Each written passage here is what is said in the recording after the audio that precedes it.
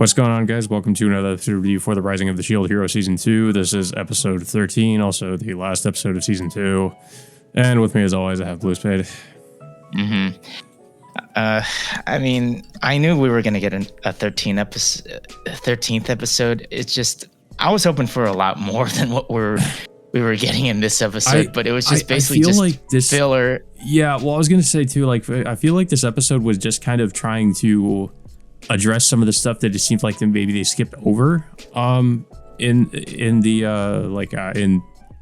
most recent arc, because they were like showing stuff like these flashbacks with Kizuna and stuff, you know, and some other things that Raphtalia, Kizuna, and Richia did.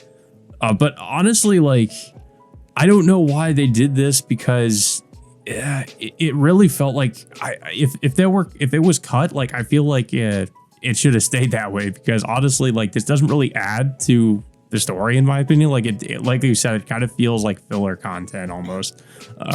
There was a lot of other things that they cut out that were a lot more necessary than this. Yeah, and it's confusing because why didn't they show that instead of like all this other stuff that's like really it's not important, like, you know, them like playing dress up basically, or like getting into swimsuits is pretty much just there for fan service. It really seemed like that's what it was there for.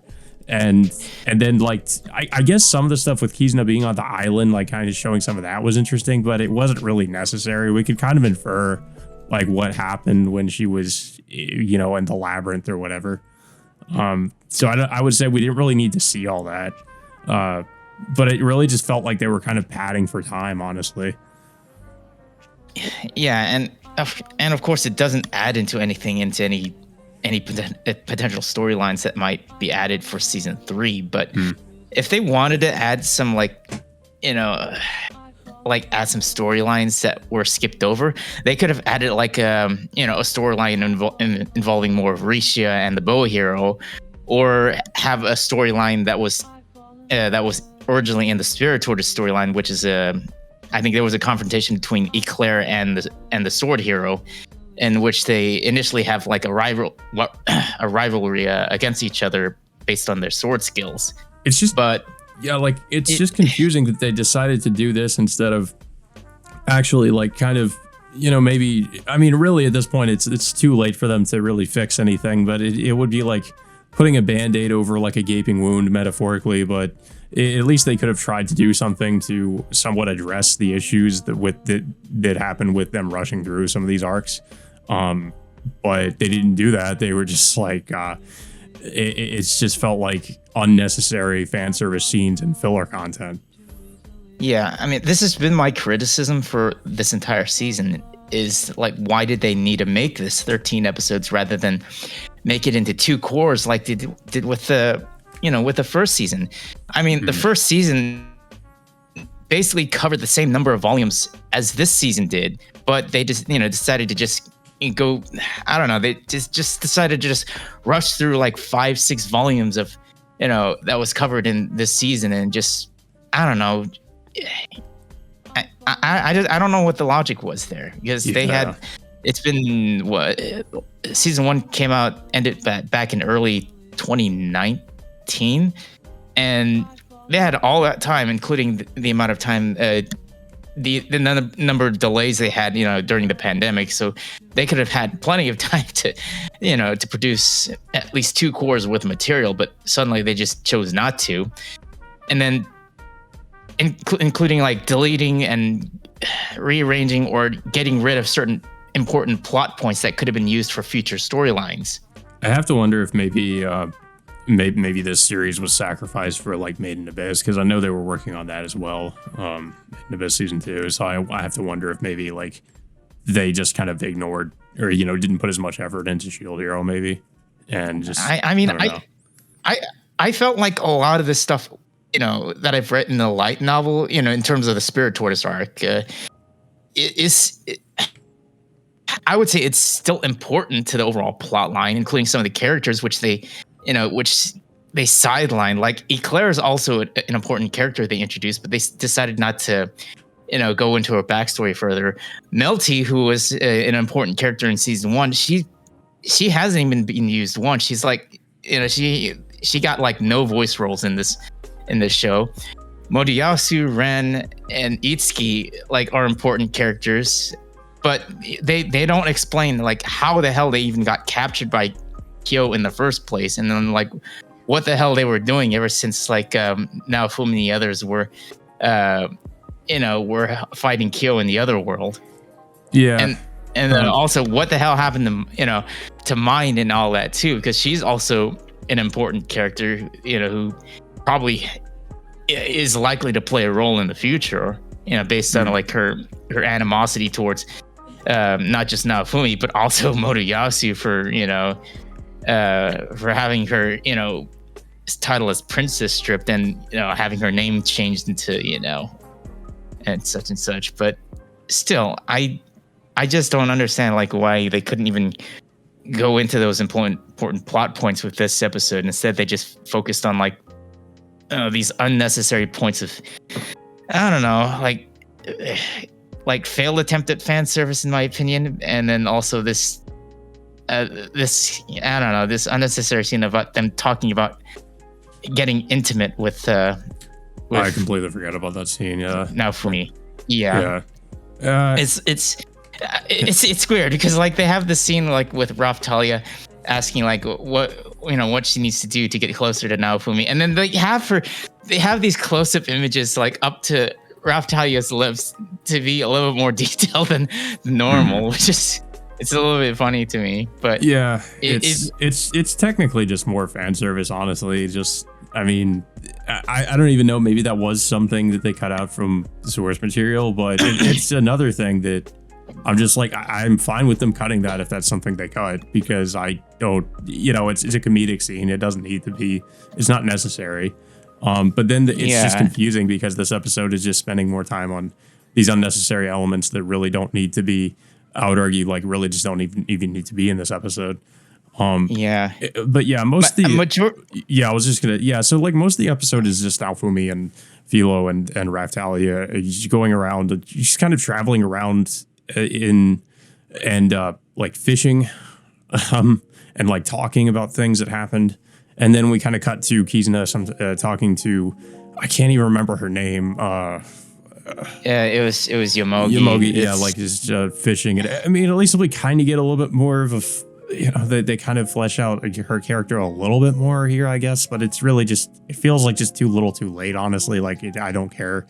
She kind of goes over other aspects of Kyo that like, that make him seem like he might have at one point been, I guess, a good person or something.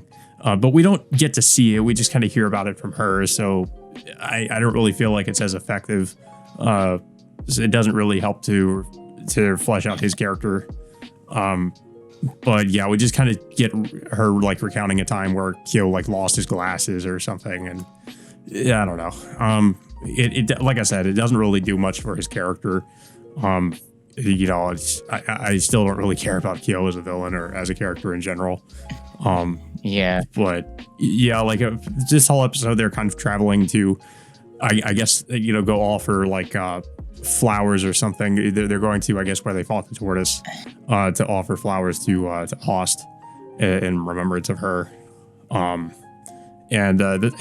That's more or less the whole episode. Like they get there and they offer their prayers and flowers, and then of course Ost shows up, and I don't know. I just feel like everything about Ost, if we're supposed to feel emotional about her death or something, I feel like it's very unearned, because Ost is just another character that never really got the development she really needed, and never got like enough screen time for the audience to really care about her death. But the series is like, it feels like it's trying really hard to make you care, or seem like you should care at least. But they really haven't put in the effort to make us care about her as a character, considering she died. So I don't know. It's just like, it's just another character I didn't really got really attached to or anything. It's like, yeah, she just didn't have enough time to grow on the audience or develop or anything. So Yeah, I mean, if people want to learn more about Ost, I would recommend the light novels because they go into that a lot, with a lot more detail than what was presented in the anime. I mean, that's what I figured. That's what I would assume. I would assume that, of course, the anime just cut out a lot of stuff that might have helped flesh her out his character. They sort of did, unfortunately, because there's a lot more that develops between the friendship between Austin and the rest of Naofumi's party. But they're just really, because of how short of time they had with these 13 episodes they needed to put out. They just didn't have a lot of time to do that, unfortunately. Yeah, that's pretty much where season 2 ends. I mean, it's just disappointing. Like, I'm really not looking forward to season 3.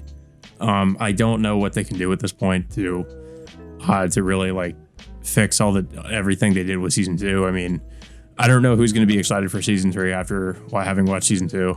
I don't know. I'm fairly apathetic about the series at this point because of how disappointing this season was. I just don't know I mean, like, I guess it's possible they could try to do better with season 3, but I guess I mean, do we know if they're going to have the same amount of episodes, or is it going to be like a full season? Or they haven't really confirmed that. Okay. All we know is it's like by the end of this episode, they are confirming that there is going to be another season in development, but they haven't really confirmed how many episodes there are. So probably, I don't know. Probably if I learn more information, maybe in the upcoming Crunchyroll Expo, which they announced that they're going to do a lot of Shield Hero promotion for that event. So maybe it's possible they might reveal some more information there, like they did a couple of years ago. So hopefully, we'll find out. But as of right now, it's hard to tell. I mean, season 3 is still confirmed ever since they announced it 2 years ago alongside season 2. So we'll have to see if they're willing to put better amount of effort in this season compared to how they did it in this one. Yeah.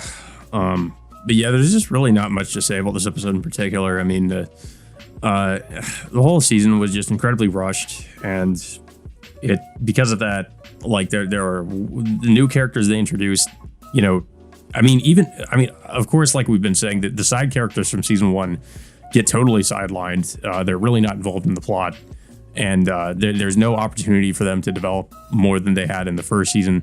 And then we get introduced to a lot of these new characters who, most of them I didn't really care for, and they don't really get the development that they need either. So like you could say also a lot of the new characters just get kind of sidelined and, in service of just kind of, it seems like just rushing through the plot.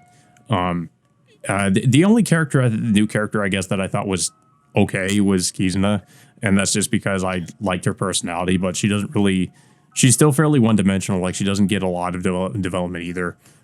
She just kind of suffers like a lot of the other new characters does. I mean, I think the one that probably got it the worst was, like some of the characters that were in Naofumi's village in the beginning, like Eclair. Like, she's there, but she doesn't. She also got kind of completely like I don't think she even gets mentioned again after the first few episodes or so. Yeah, I mean, Eclair's an important character in regards to how she's like involved in Naofumi's village, or actually technically Raphtalia's village, because I think I did mention this earlier, but Eclair is the daughter of the lord who used to rule Raphtalia's village before the waves like came in and complicated a lot of things. So there was a reason for her coming back, but they never really got into that. Yeah. And also just because season 2 was just so different. Like, honestly, like, I'm not opposed to it being different, but I really feel like it needed time to grow on me and to actually, like, give me an inch. Maybe as long as I guess there's an interesting plot, there's interesting new characters. Like, I'm okay with the season going in a different direction than season 1. But it just has to do those things right. And because of how they rush through everything, it's just where you never really get the opportunity to have any of the characters grow on you or to really understand what's going on. So it just kind of, I don't know. I was just very disappointed with how it handled pretty much everything. I guess in terms of a rating, like I don't know. Like I guess maybe a 4 might be too harsh, but I don't know. I feel like I don't. Maybe it wouldn't be because like I just can't, honestly, because I think to my own personal enjoyment when it comes to stuff like this, and I was kind of trying to be open minded at the beginning, and I was like, you know, okay, I was all right with where things were headed, but then after the first few episodes, I guess I really just kind of lost me, and I just didn't really. I was not ever since then. I wasn't really invested in whatever was happening.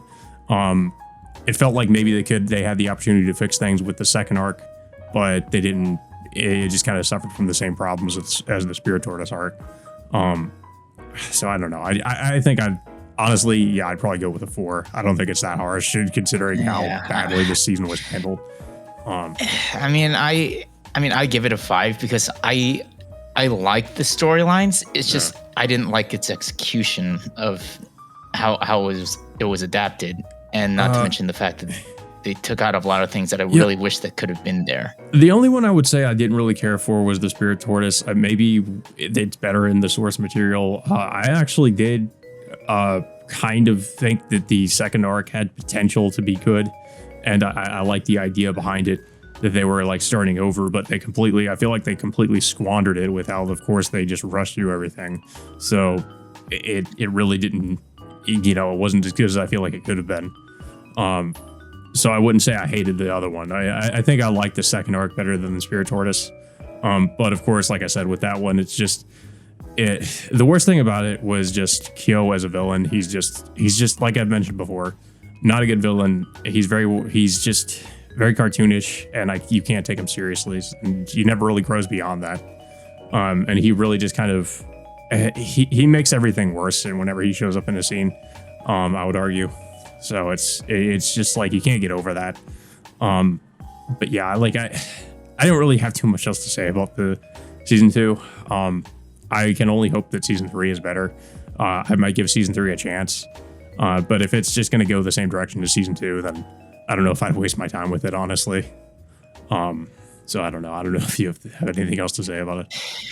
I know. I'll keep looking into more into the light novels, as soon as I get to it. But I'm hoping season 3 is a lot better than this one. That's all I'm hoping for. But yeah, that's it. I mean, we'll have to find out when season 3 is going to be coming out, and hopefully I get some more information on that later this year. Yeah. So that all being said, guys, until next time, we will see you all later.